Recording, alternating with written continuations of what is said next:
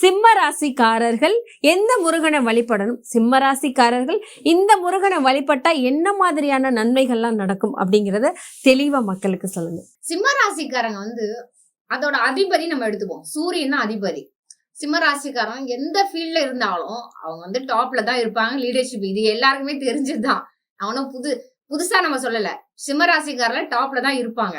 So இப்ப இந்த காலகட்டத்துல சிம்ம ராசிக்காரங்க வழிபட வேண்டியது நம்ம பழனி மலை முருகர் கோவில போயிட்டு வந்துட்டு செவ்வாய்க்கிழமையில பழனி ஆண்டவரை நம்ம ப்ரே பண்ணலாம்.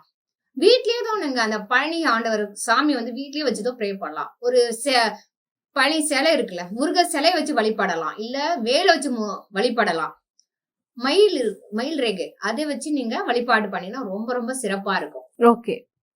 சோ இவங்க என்ன மாதிரி ரிங்க போடலாம் அப்படின்னு நீங்க கேட்டீங்கன்னா, மாணிக்கம், சிம்மராசிக்காரங்க மாணிக்க ரிங்க அணிஞ்சுக்கிட்டு நீங்க அந்த பழனிமலைக்கு போயிட்டு வந்தீங்கன்னா, அந்த ரேடியேஷன் இருக்குல்ல, உங்களுக்கு காற்றுலயே நிறைய கதிர்வீச்சு இருக்கும். அதை அப்சர்வ் பண்ணிட்டு உங்களுக்கு ரொம்ப சிறந்த பெனிஃபிட் கிடைக்கும்.